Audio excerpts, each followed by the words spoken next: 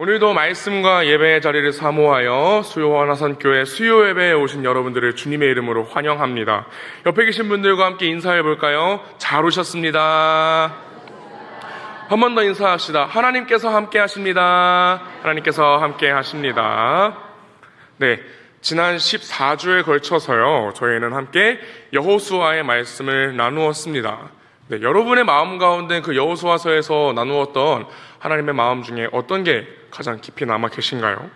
저는 그 여호수아가 마지막으로 이스라엘 백성들 앞에서 고별 설교를 하던 그 장면도 기억이 나고요. 또 도피성을 통해서 하나님께서 이스라엘 백성들, 특별히 그들 가운데 억울한 죄를 뒤집어 써서 심판받을지도 모르는 그 사람을 통해서 하나님께서 은혜를 베풀어 주셨던 것도 기억이 납니다. 전쟁을 마치고 기업으로 받은 땅을 그 지파 가운데에서 나누었던 이야기도 저에게는 기억에 참 많이 나는 것 같아요. 지금까지 여호수아의 말씀을 나누면서 우리에게 남았던 그 마음이 있으시죠? 신실하신 하나님께서 언약을 지키시고 우리에게는 은혜를 베풀어 주시며 이제는 우리가 충성하며 따르기를 하나님 앞에 고백하는 그 이스라엘의 모습이 우리의 삶 가운데도 젖어들고 우리의 삶 가운데 나타났으면 좋겠습니다. 그리고 지금까지 여호수아의 말씀을 나누었듯이, 그리고 그 가운데서 하나님의 마음을 우리가 기억하며 간직했듯이 앞으로 나누게 될 수요예배의 말씀을 통해서도 하나님께서 주시는 마음이 우리 가운데 넘쳐나게 되시기를 주님의 이름으로 간절히 소망합니다. 오늘 저희가 함께 읽을 말씀은요, 우리에게 예수님께서 제자들과 함께 이 빌립보 가이사랴 지방에 가셔서 겪었던 일에 대해서 전하고 있습니다. 사실은 이 이야기가 특히 수요예배에 오셔서 이렇게 말씀을 사모하는 마음으로 나오신 여러분들께는 아주 익숙한 말씀이고 그런 이야기인 것 같아요. 그러시죠? 특히 마태복음 16장 16절에 나타나는 베드로의 신앙 고백은요, 교회에서 세례를 받았다면, 교회에서 어느 정도 신앙을 오랫동안 지켰다면 아주 익숙하게 마음속에 남아있는 구절일 것입니다. 그런데 사실은 이 짧은 구절이 우리가 생각하는 것보다 더 많은 것들을 이야기하고 있다는 것을 이 시간 가운데 나누었으면 좋겠습니다. 우리가 함께 읽은 이 4절의 말씀을 가지고 우리가 함께 사람의 마음과 하나님의 마음이 어떻게 다른가를 바라보면서 우리는 예수를 무엇라 고백할지, 우리는 우리가 믿고 있는 예수 그리스도를 어떻게 믿는다고 고백할지를 이 시간을 통해서 잠시 나누고 기억하며 기도하는 시간 되시기를 주님의 이름으로 간절히 소망합니다. 예수님께서 제자들을 통해서 사람들이 자신을 무엇라 부르냐는 그 이야기를 통해서 오늘 말씀을 시작합니다. 마태복음 16장 13절입니다. 예수께서 빌립보 가이사랴 지방에 이르러 제자들에게 물어 이르시되 사람들이 인자를 누구라 하느냐. 아멘. 예수님께서 좀 궁금하셨던 것 같습니다. 물론 예수님께서는 사람의 마음을 다 알고 헤아리고 계시며 그 모든 것들을 묻지 않으셔도 대답을 알고 계시지만요, 예수님께서는 제자들을 통해서 빌립보 가이사랴 사람들이 자신에 대해서 무엇이라고 이야기할까 많이 궁금해하셨던 것 같아요. 하지만 그런 마음은 단순히 예수님께서 요즘 특별히 내가 찾아온 이 지방에서 나에 대한 평판은 어떨까? 이런 사람들의 마음을 단편적으로 헤아리고자 했던 것은 아니었습니다. 누군가의 이름이나 누군가의 직함을 바르게 부르는 것은 아주 중요하죠. 왜 그럴까요? 2가지 이유가 있습니다. 하나는 그 사람의 이름이나 그 사람의 직함을 올바르게 부름으로써 그 상대방을 존중할 수 있기 때문입니다. 누군가의 이름을 바르게 부르는 것, 그것은요, 상대방을 정확하게 인식하고 있다는 것을 보여줍니다. 관계에 있어서 그 사람이 누구고 그 사람이 어떤 사람이라는 걸 내가 정확하게 알고 있어 라고 보여주는 것은 그 관계에 내가 집중하고 있다는 첫 번째 신호일 것입니다. 그리고 2번째는 뭐냐면요, 내가 그 사람에 대해서 정확하게 인식을 하고 있어야 나도 그 사람에게 올바르게 무언가를 기대할 수 있기 때문입니다. 내가 그 사람에 대해 정확하게 알고 내가 그 사람과 정확한 그 관계를 맺어야만 나도 그 상대방으로 인해서 내가 이런 것을 경험할 수 있겠다, 내가 이런 걸 받을 수 있겠다라고 생각할 수 있기 때문입니다.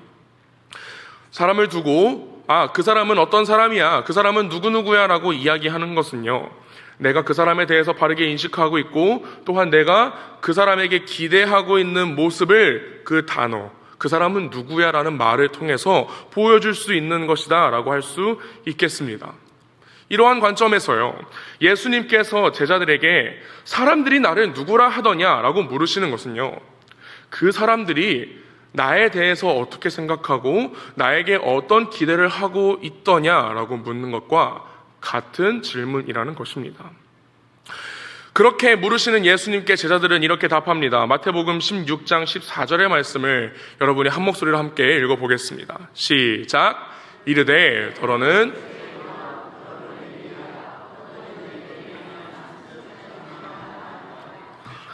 아멘. 그들이 말했던 이름들이 있습니다. 누군가는 세례 요한이라고 이야기했다고 합니다. 누군가는요, 엘리야라고 이야기합니다. 또 다른 누군가는 예수님을 더러 예레미야나 어떤 선지자 중에 한 명이라고 이야기를 합니다. 세례 요한, 엘리야, 예레미야, 그리고 그 밖의 선지자들. 유대 사회에서는요, 특별히 그 유대교의 신앙 안에서는요, 아주 위대한 사람이라고, 위대한 사람들이라고 칭송받는 자들입니다. 하지만 그러한 이름으로 예수 그리스도를 부르는 그 마음 안에는요, 사실 아까 이야기했듯이 그 사람들이 예수님을 어떤 사람으로 바라보며 예수님께 어떠한 기대를 하고 있구나라는 것을 저희가 그들의 부르는 이름을 통해서 살펴볼 수 있습니다. 한번 하나씩 살펴보았으면 좋겠습니다. 누군가는 첫 번째 누구라 그랬죠? 세례 요한이라고 이야기했습니다. 예수님을 세례 요한이라고 부르는 것에는 어떠한 생각과 기대가 있었을까요? 마태복음 3장 11절 상반절에서 세례 요한이 전하는 메시지는 이러합니다. 나는 너희로 회개하게 하기 위하여 물로 세례를 베풀거니와 내 뒤에 오시는 이는 나보다 능력이 많으시니 나는 그의 신을 들기도 감당하지 못하겠노라. 아멘. 세례 요한은 그 시대의 선지자였습니다. 이 땅에 메시아가 올 것이라고 전하며 메시아가 오실 길을 예비하던 사람이었습니다. 세례 요한을 따르고 그가 전하는 메시지를 믿었던 사람은요, 메시아가 이 땅에 올 것이라고 기대했습니다. 그 세례 요한 뒤에 오시는 이를 기대하는 마음으로 자신들을 구원할 그 사람, 그 메시아를 기다렸습니다. 그리고 세례 요한이 전하고 말했던 그 메시아, 바로 예수 그리스도께서 이 땅에 오신 것을 우리는 알고 또한 믿고 있습니다. 그런데 빌립보 가이사랴에서 살던 몇몇 사람들은요, 특별히 유대 땅의 몇몇 사람들은요, 예수님을 메시아라고 고백하지 않고 세례 요한이라고 고백했다고 합니다. 그렇게 말하는 이들의 마음 가운데는 어떠한 생각이 있었을까요? 그들에게 그 나사렛 예수는요, 자신들이 기다리고 있던 메시아가 아니라는 생각이 담겨 있었던 것입니다. 내가 기다리고 있는 그 메시아는 저렇게 사람들 앞에서 말만 하고 나약한 모습으로 저렇게 서 있는 사람이 아니야. 우리를 로마의 압제에서 구원해줄 강한 누군가가 우리는 필요해. 저 예수라는 사람 역시도 세례 요한처럼 이 땅에 강력하게 임하실 그 메시아를 예언하는 사람이고, 우리에게는 조금 있다가 진정한 메시아가 찾아와 주실 거야. 눈앞에 있는 그 예수가 내가 기다리던 그 메시아가 아닐 것이라는 생각을 하면서요, 더 강력하고 힘있는 메시아가 이 땅에 오기를 바라는 마음으로 예수를 세례 요한이다라고 부르는 사람들이 있었습니다. 두 번째 이름은 무엇이었나요? 엘리야라고 부르는 사람들이 있었습니다. 엘리야는요, 유대인들에게 아주 특별한 선지자입니다. 그가 어떤 일을 했습니까? 죽은 자를 살리기도 했고요, 그런 기적을 보인 선지자였기도 했고, 하나님을 만났습니다. 호렙산에서 특별한 경험을 하면서 하나님으로부터 다시 힘을 입어 사역을 감당했던 선지자이기도 합니다. 그리고 우리가 잘 알고 있는 이야기가 있죠. 무엇입니까? 바로 죽지 않고 살아있는 채로 하늘로 올려진 사람이기도 합니다. 세례 요한과는 조금 이미지가 다릅니다. 굉장히 강력한 어떤 힘을 가지고 있는 사람처럼 보이기도 하고, 또한 조금 더 그 민족적인 승리를 가져다 줄 수 있는 사람처럼 보이기도 합니다. 그래서 세례 요한이라고 생각했던 사람들하고 엘리야라고 고백했던 사람들은 조금 다른 생각을 하고 있나? 라고 생각하게 돼요. 그런데 우리는 여기서 말라기 선지자가 이스라엘 백성들에게 전해준 하나님의 말씀에 대해서 생각해 볼 필요가 있습니다. 말라기서 4장 5절 6절은 이렇게 이야기합니다. 보라, 여호와의 크고 두려운 날이 이르기 전에 내가 선지자 엘리야를 너희에게 보내리니 그가 아버지의 마음을 자녀에게로 돌이키게 하고 자녀들의 마음을 그들의 아버지에게로 돌이키게 하리라. 돌이키지 아니하면 두렵건대 내가 와서 저주로 그 땅을 칠까 하노라 하시니라. 아멘. 여호와께서 말씀하십니다. 엘리야를 내가 이 땅에 보낼 것이다. 그리고 엘리야가 너희 가정 가운데 그리고 너희 가운데 돌이키도록 하도록 할 것이다. 그렇게 되지 않는다면 여호와인 내가 너희에게로 가서 저주를 통해 너희를 심판할 것이다 라고 이야기하십니다. 엘리야가 이 땅에 와서 이런저런 말씀과 하나님의 마음을 전하고 그것이 올바르게 되지 않는다면 그 뒤에 하나님이신 참된 메시아가 이 땅에 와서 그들을 심판하실 것이라 믿고 있습니다. 사실 예수를 보고 엘리야라고 말하는 사람들의 마음에도요, 메시아가 이 땅에 오실 것이라고 말하는 세례 요한이다 라고 말했던 그런 사람들의 마음과 크게 다를 것이 없다는 것입니다. 그들의 마음 가운데에도 예수를 보면서 저 예수 뒤에, 엘리야 같은 저 예수라는 사람 뒤에 참된 메시아가 이 땅에 오실 거야. 그래서 하나님의 마음에 합하지 않은 사람들을 저주로서 심판하실 거야 라는 그러한 마음이 담겨 있었다는 것입니다. 세례 요한이라고 부르는 사람들에게도요, 엘리야라고 부르는 사람들에게도 예수는 그들이 기대하고 바라던 메시아로 보이지는 않았던 것입니다. 누군가는 예레미야나 선지자 중에 하나라고 합니다. 예레미야에 대한 예언도 있어요. 물론 저희에게는 성경으로 인정되진 않지만 유대인에게는 굉장히 중요한 경전으로 보는 마카비 이서라는 유대인들의 경전이 하나 있습니다.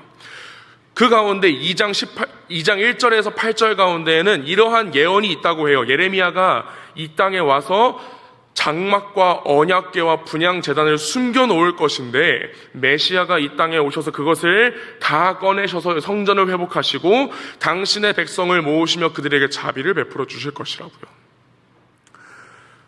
그러니 눈앞에 있는 저 예수라는 사람은 성전과 예배를 회복할 메시아가 오시기 전에 그 모든 것들을 예비하는 선지자로서 이 땅에 다시 온 예레미야라고 이야기를 하는 것입니다. 정리를 해볼까요? 사람들은 예수님을 불과 성령으로 세례를 주실 분 앞에 오신 세례 요한, 백성들의 마음을 돌이키게 할 엘리야, 성전과 예배를 회복하게 하는 예레미야와 같은 한 선지자로서 예수님을 보고 있었다는 것입니다. 메시아가 이 땅에 도래하기 전에, 메시아가 이 땅에 임하기 전에 그의 길을 준비하는 사람으로 보고 있었다는 것입니다. 다시 한번 생각해 보면요, 그렇게 이야기하는 그 사람들의 마음에는 본인이 원하는 메시아가 눈앞에 있지 않다는 이유로, 그들의 눈과 마음에는 예수님께서는 그 기대에 부응하는 모습을 보여주지 않으셨기 때문에 진정한 메시아는 이 땅에 곧 오실 것이고 저분은 참 놀랍고 대단한 선지자와 같은 분이시구나 라고 했다는 것입니다. 그토록 기다리던 메시아를 눈앞에 두고도요, 그들은 나는 여전히 그 메시아를 기다리는 사람입니다 라고 말했습니다. 어떠신가요? 이 사람들 참 바보 같지 않습니까? 그런데요, 사실 이러한 모습은 오늘날 예수 그리스도를 믿으며 예수 그리스도를 믿는다고 고백하는 이 땅을 살아가는 성도들에게도 마찬가지로 나타납니다. 예수님께서는 그 자체로, 그 존재만으로도 완전하신 하나님이십니다. 예수님께서는 2000년 전에 이 땅에 오셔서 십자가에 달려 죽으시고 부활하시고 우리에게 구원을 베풀어 주시는 메시아이자 그리스도이십니다. 여러분 믿으십니까? 그런데 우리는 간혹 우리의 믿음 생활을 살아갈 때, 우리의 믿음을 고백하며 살아갈 때 간혹 예수님께서는 나에게 이러한 모습이었으면 좋겠어. 예수님께서 내 삶에 이런 모습으로 일해 주셨으면 좋겠어 라고 생각할 때가 참 많습니다. 마치 눈앞에 예수님을 두고도 저건 메시아가 아니야 라고 이야기했던 그 빌립보 가이사랴의 사람들처럼요, 우리 역시도 예수님의 모습을 우리의 뜻과 우리의 생각에 맞추어 재단할 때가 있다는 것입니다. 내가 원하는 대로 일해 주시면 나의 사랑하는 예수님, 예수 그리스도이시고, 내가 원하는 대로 일해 주지 않으시면 조금은 거리가 먼 2000년 전에 십자가 달려 죽었던 예수라는 사람처럼 우리가 생각할 때가 있다는 것입니다. 사랑하는 여러분, 우리 가운데에 그 빌립보 가이사랴 사람들처럼 예수님 그 자체로, 예수님을 하나님으로, 예수님을 나의 주님으로 바라보지 못하는 그러한 마음이 우리 가운데는 없었으면 좋겠습니다. 예수님을 그런 눈으로 보지 않았으면 좋겠습니다. 예수님을 내 뜻대로 재단하는 그러한 생각이 없었으면 좋겠습니다. 우리 가운데 그러한 빌립보 가이사랴의 사람들의 고백처럼 예수님을 누구라고 이야기하지 않았으면 좋겠습니다. 우리가 닮았으면 좋겠는 모습, 우리가 함께 고백했으면 좋겠는 그 고백, 예수님께서 제자들에게 물으신 뒤에야 우리가 발견할 수 있습니다. 예수님께서 제자들에게 이렇게 물으십니다. 너희는 나를 누구라 하느냐라고 물으시죠. 마태복음 16장 15절과 16절의 말씀을 저희 한 목소리로 함께 읽어보았으면 좋겠습니다. 시작. 이르시되 너희는 나를 누구라 하느냐.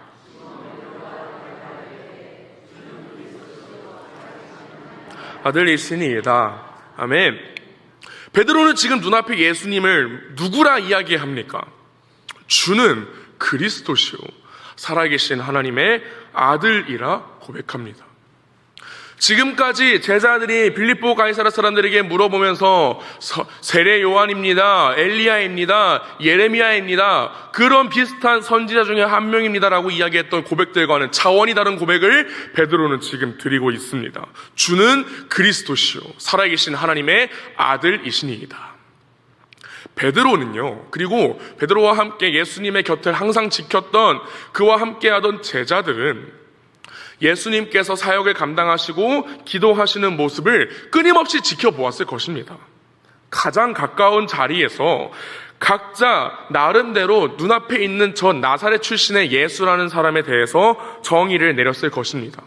그리고 이분이 누구이신가에 대해서 각자 가지고 있는 생각을 그 제자 공동체 안에서, 그 12명 안에서 끊임없이 이야기하고 정리했을 것입니다. 그러면서 우리 12제자가 함께 이야기하기로는 예수님께서는 이런 분이시야라는 그 제자 공동체의 고백에 결론을 내렸을 거예요. 그리고 제자들의 대표격이었던 이 베드로는요, 예수님께서 너희는 나를 누구라 생각하느냐라고 물어보시는 그 결정적인 순간에 그간 자신들이 갈고 닦았던, 그간 자기들이 나름대로 정리해왔고 나름대로 한 문장으로 만들었던 그 믿음의 고백을 예수님께 드린 것이죠. 주는 그리스도시요 살아계신 하나님의 아들이십니다. 예수님을 그리스도로 고백합니다.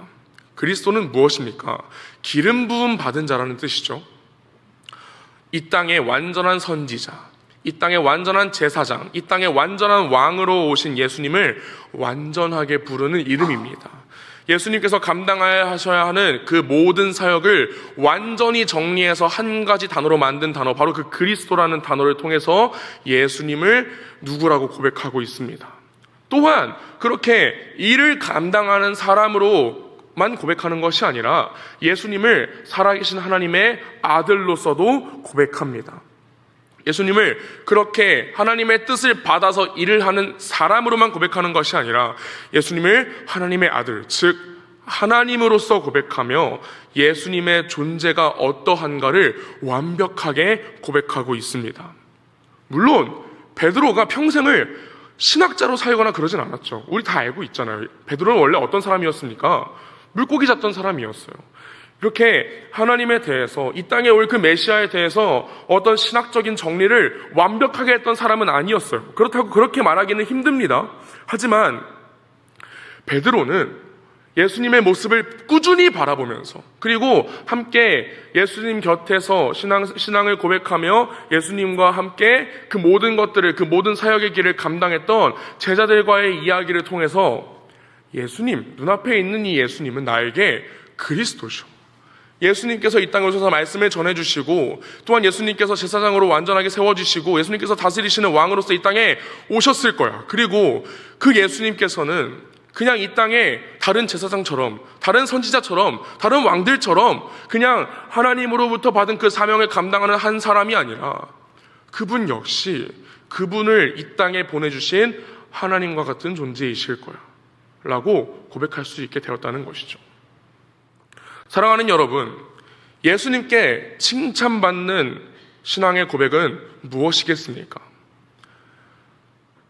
앞서서 우리가 바라보았던 것처럼 세례 요한이라고 이야기하던, 엘리야라고 이야기하던, 예레미야라고 이야기하던 그 사람들, 성경에 능통했던 사람들이었을 것입니다. 성경에 메시아는 이런 존재라고 이야기하고 있어. 성경에 메시아가 오시기 전에 이런 사람들이 나타날 것이라고 이야기하고 있어. 눈앞에 있는 저 예수는 그런 사람들 같아. 그리고 예수에 대해서 깊게 생각하지도 않았을 것입니다. 아, 예수요. 그 나사렛에서 나타난 그 예수요. 제가 메시아 신앙에 대해서 이렇게 알고 있는데 그 전에 이런 사람이 오겠다고 했었는데 예수님은 그런 사람들하고 비슷한 모습이네요. 아마 예수님은 세례 요한 같은 사람인 것 같습니다.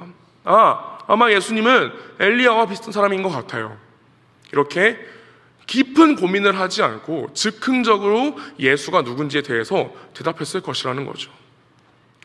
베드로의 신앙은 그런 신학적인 우월성, 그런 지식적인 우월성을 가진 고백과, 그리고 즉흥적으로 예수님을 고백했던 그러한 고백과는 완전히 상반되는 모습을 보이고 있습니다. 물론 성경 중요합니다. 우리 기독교 신앙은요, 성경을 기초로, 성경을 가장 우선으로 하여서 믿음을 고백해야 합니다. 하지만 그 내용, 그 성경의 글씨에 우리가 매몰되어서 그것을 말씀해 주시는 하나님의 마음에 대해서 잊어버리면 안 됩니다. 성경을 나에게 지식을 전달해 주는 한 권의 책으로서만 우리가 바라보아서는 안 된다는 것입니다. 그 너머에 계신, 그 말씀을 우리에게 주고 계시는 하나님은 어떤 분이신가에 대해서 우리가 고민해야 한다는 것입니다. 또한 그러한 생각을 그냥 잠깐 앉아서 한 5분 정도 고민해 본 다음에 예수님은 이런 분이에요, 예수님은 이렇게 우리에게 메시아가 되어주셨어요 라고 짧게 고민해서는 안 된다는 것입니다. 베드로처럼요, 베드로 곁에 있던 다른 제자들처럼요, 예수님이 어떤 분이신가, 오늘 나에게 예수님 어떤 분이신가, 내일도 오늘 나에게 예수님 어떤 분이신가, 내 눈앞에 있는 예수님은 매일매일 나에게 어떤 분이신가를 끊임없이 고민하며 예수님 나에게 이런 분이야 라는 그러한 결론을 우리의 삶을 통해서 꾸준한 고민을 통해 결론을 내려야 한다는 것입니다. 예수님을 바라보는 것을 우선을 해야 합니다. 그 성경을 통해서요, 그냥 글로써 지식을 얻는 데에서 그치는 것이 아니라 그 성경을 봄으로써 그 성경을 우리에게 주시는 예수님을 바라보아야 합니다. 그리고 지속적인 고민, 우리의 삶의 고백을 통해서 끊임없이 예수님은 나에게 이러한 분이십니다라는 고백이 우리에게 있어야 할 줄을 믿습니다. 사랑하는 성도 여러분, 우리 모두 각자의 삶이 그런 삶이 되었으면 좋겠습니다. 말씀을 읽으면서 오늘 나에게 예수님이 어떤 분이신가를 매일매일 기억했으면 좋겠습니다. 오늘 나에게 예수님은 이런 분이죠. 오늘 예수님은 나에게 이러한 마음을 전해주시는 분이죠. 이러한 생각이 어제도 있어야 됐었고, 오늘도 있었으면 좋겠고, 내일도 있었으면 좋겠습니다. 그리고 우리 교회 공동체도 그러한 마음을 나눌 수 있는 공동체가 되었으면 좋겠습니다. 우리가 그냥 나 혼자 나만의 예수님으로 마음에 꽁꽁 숨기고 있는 게 아니라 예수님 누구신가? 예수님 오늘 나에게 어떤 분이신가? 예수님이 오늘 나에게 어떠한 은혜를 베풀어 주셨는가? 예수님이 내 삶 가운데 이러한 은혜를 주셨고, 이러한 말씀을 주시고, 이러한 마음을 주시는 분이시라는 그러한 고백이 우리 공동체 안에서 계속해서 흘러 넘쳤으면 좋겠습니다. 우리 교회 어떤 교회로 세워지기를 원한다고 우리가 고백합니까? 복음으로 사람을 살리고 키우고 고치는 예수로 행복한 공동체 되기를 원하지 않습니까?